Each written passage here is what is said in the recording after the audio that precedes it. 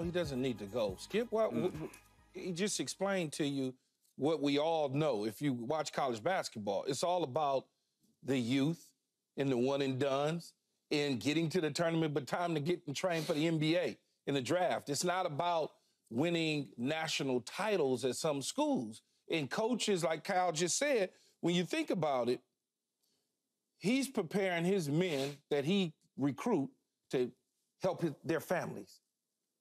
Okay? That's what he wants them to get drafted and drafted high. That's all well and good, but the Kentucky fans don't really care about that in the end. I get that. Well, then they can pay $35 million buyout and he can go somewhere else with his program. What he needs to do is reassess the way and style in which he approaches things, like he was saying. Maybe he looks at it and he goes into the portal. He gets older guys.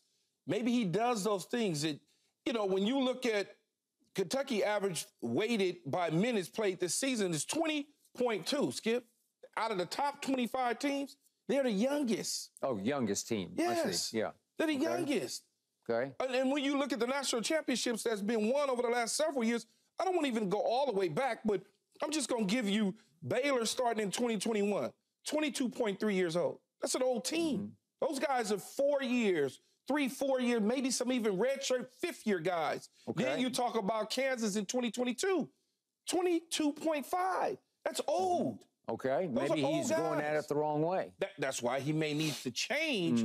Instead of having young guys starting and playing and getting minutes, maybe the older guys is the ones that you should be looking at, trying to retain guys to 2 and 3 years or guys in the portal that's been somewhere for 2 and 3 years that now want to get coached under him before they make the move to the NBA. I don't think it's to the point where you're like, well, you got to fire him. He's a terrible coach. That's not the case. I think it's more about the youth and the roster because they so young. They out there, they just out there. A guy comes off.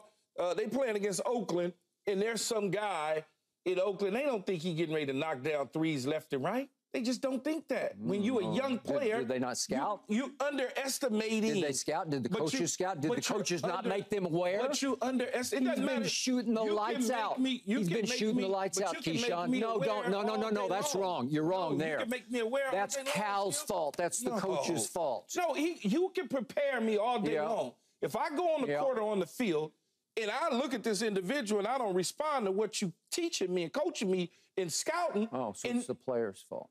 Okay. If I'm not responding and I'm thinking about the next level, and all of a sudden I look up and we're in trouble, that's just what it is. I'm just telling you, Skip.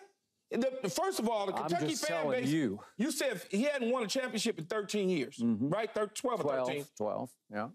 Their average attendance is 19,000 and some change at home every single game. I know it well. Every single game. Every single game. Yeah, I know it. Sold out. So clearly that's the point. Clearly the fan base, they're not tripping to the point where because usually when fans give up on you, they don't come to the games. No, but they want to see these one-and-dones play. It's arguably the most fervent fan base in America. Yes, but if you're losing, it doesn't matter. If they're upset at you, it doesn't matter. They're not going to come. They're not going to come to your arena, to your field, if you're putting out bad product. No, of course they're going to come. They're blue through and through. Because of the coach, they're going to come. And because of those one-and-dones, when you got dudes that they want to see, now you got two good dudes in Rasheed Shepard and Rob Dillingham, both for freshmen who are highly projected. Reed Shepard. Reed Shepard, a highly sought-after guys that could potentially be lottery picks. Both of them. But they don't. And wait a second, time out, since you brought that up.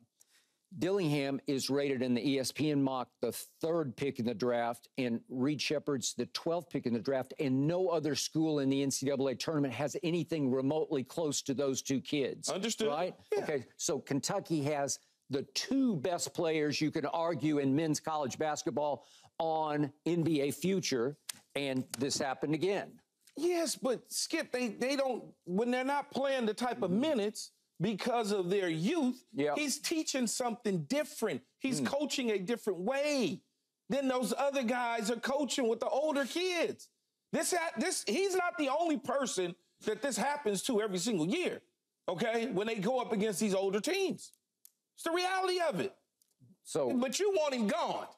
Yeah, I definitely think it's time for a change, time for him to change. All right, are you finished? Yeah, all right. done. So do you know Coach Cal? I know him a little bit. Yeah, I know him a little bit, maybe a lot of bit. I like the heck out of him. I'm sure when you've been around him, you like the heck out of him. Anybody in the media or outside the media who's around Coach Cal for a little while enjoys it because he's lovably slick. He's a little slick, but it's lovable. It's just He's a fun college basketball coach. Well, he's been an NBA basketball coach. NBA for the Nets, but he recruits. That's who he is. The only person I ever crossed paths with who didn't like Cal was Michael Jordan. And one night I covered a game at New Jersey in which the Bulls won and Jordan had 45, I think. And half the time he would score a basket and run up the court and veer over to Coach Cal, who was marching up and down the sidelines, and give him a dirty look. And I'm like, I asked him Michael after the game, what's your history with him? He said, I don't even know him. I just don't like the way he operates during a game. I don't like the way he handles himself because he would strut up and down the sideline in Michael's point of view.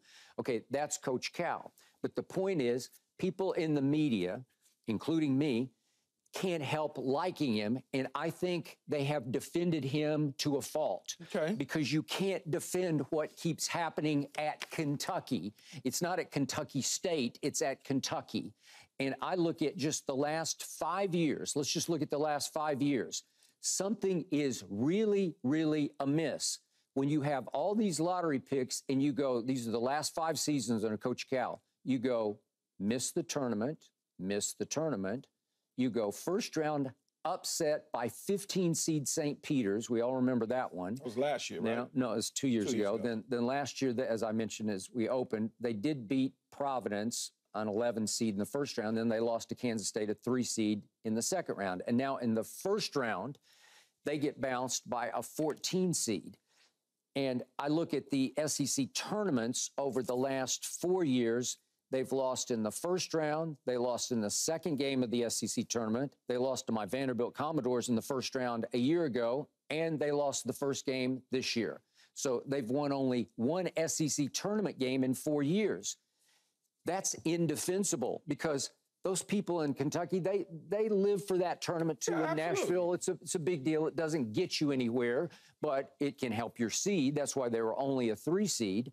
And then I look at last night, they were a 13.5-point favorite over Oakland.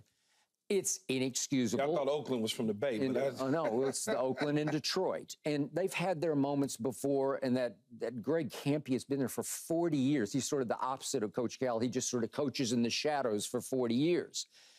And you mentioned that Jack Golke. So he comes out of nowhere, quote unquote. But if you go back and look at his game logs, I'm like, God, he can shoot. He could shoot.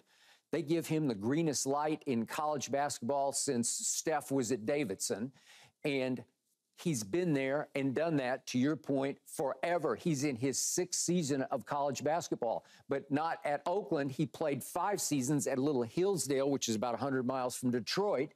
And yet he looks like a real grown man because he looks like he's 35. And as his coach Kampe said, he's built like a football player, and he is, but he can shoot the lights out. So he gets up 23s and makes 10 of them. Well, if that happens, you're probably going to be in some trouble, if not lose the game.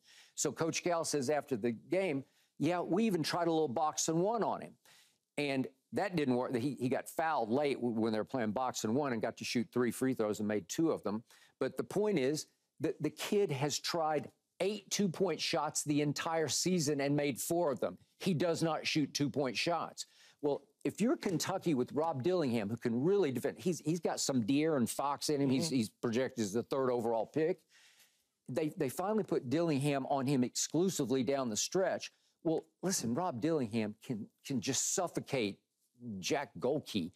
And help me out, Keyshawn. Wouldn't your scouting reports tell you we cannot let him get off? We can't let him get hot. It will tell you that. They're giving you the information, but it's up to the players to retain that information, Skip, and go attack. And when you're young, regardless of what you may say or think, when you're young, you don't think it's going to happen. Yeah. How many times in your young career, Skip, somebody told you something and you were like, That'll never happen. Did it happen? And you're like, well, I should have listened. This is what you have with younger guys. Yeah. Where you got this older guy where the coach is saying, as you like to say, there for the taking.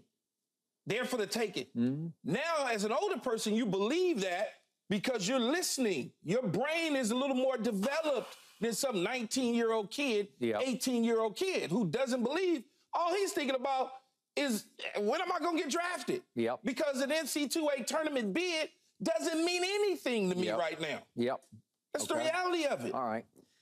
Then I look back at the deeper tournament losses because they did, we pointed out, and they did win the one national championship in 2012, so it's 12 years ago, and it was with your favorite player, Anthony Davis. But then again, the one and dones wasn't so hot back then, so you had a little bit older team back then with Anthony Davis and company. You had some older guys on that team. He was a one and done. Most of them, Kid Gilchrist was one and done. Okay, so then we look at, we go to 2014, and they lost to Napier and UConn in the finals, and it was Julius Randle, and they had 7 NBA players on that team. They got to the championship game.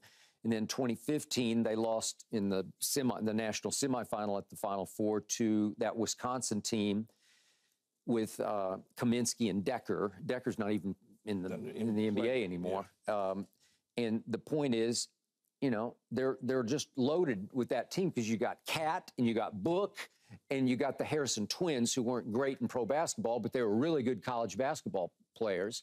Well, so they played in the pros for a short period. They did, but they weren't, you know, like game changers. So my point is, I don't know. I look at underachievement because I could say, well, these teams, they should have been a little better.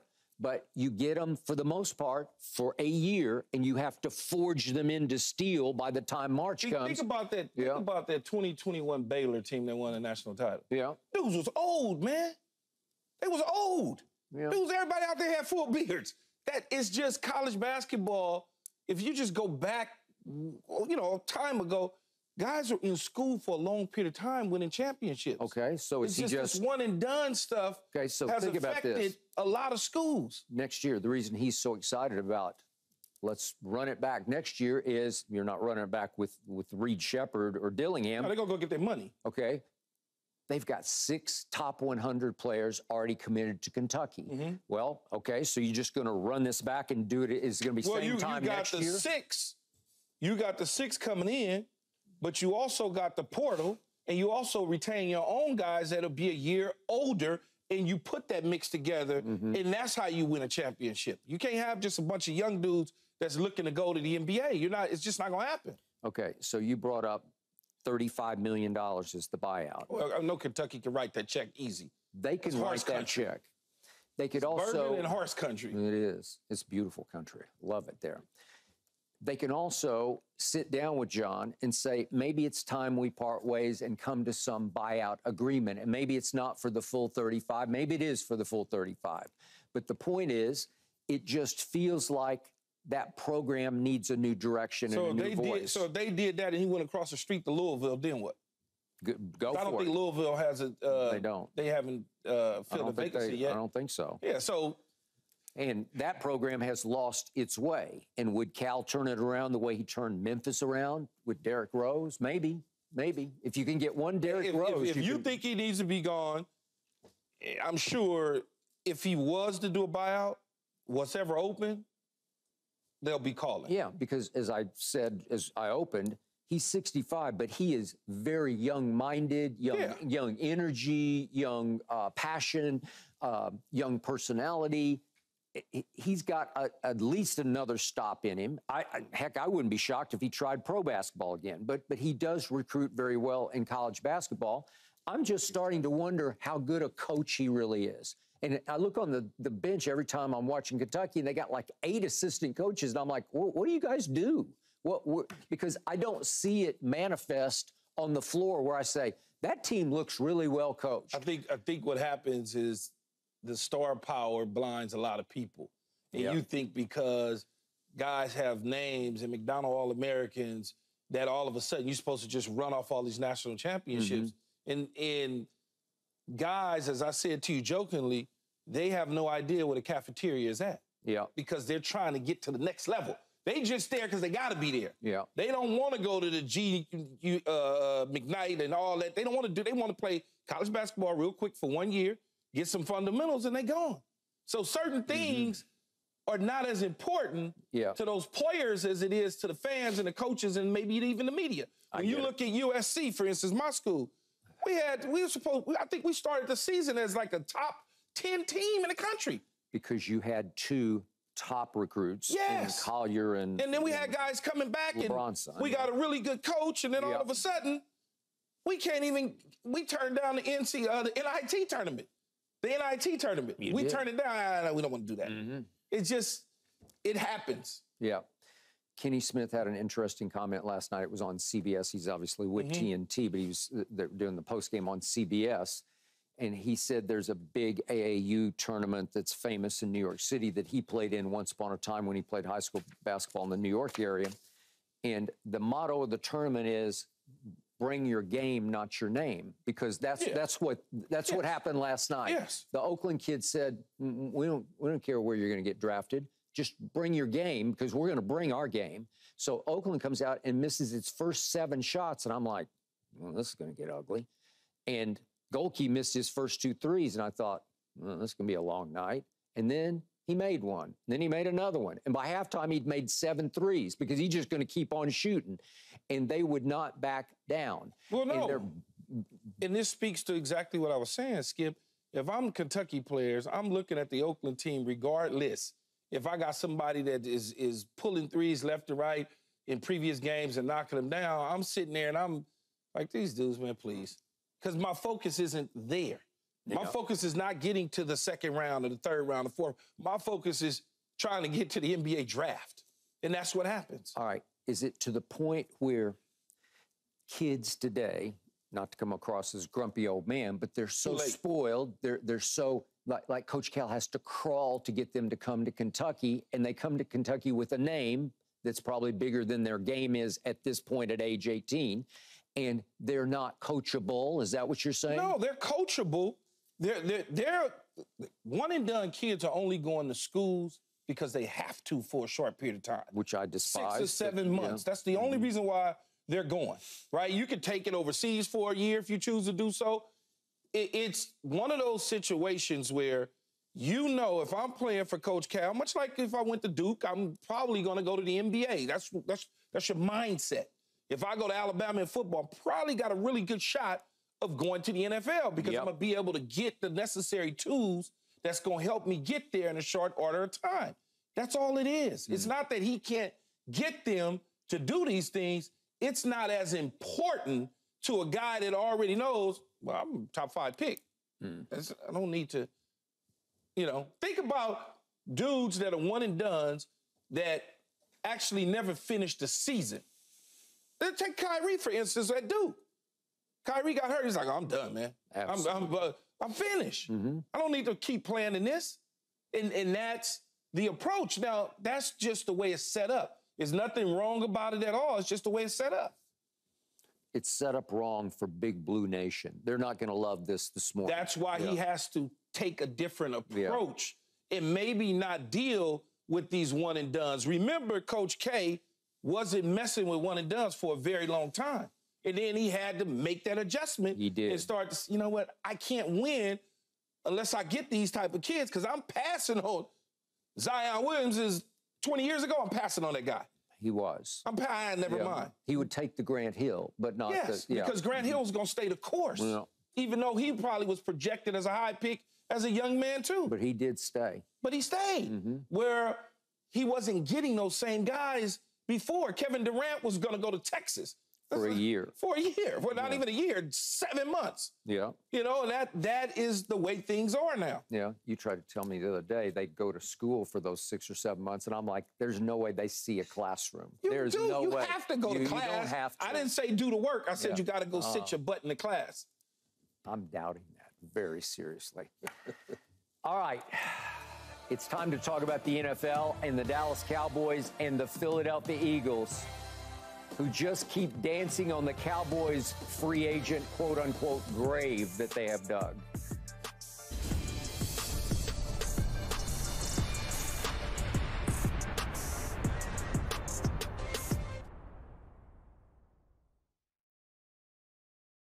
Thanks for watching, Undisputed fans. Do you want more highlights from the show? Make sure to click that subscribe button for all the exclusive content from Undisputed.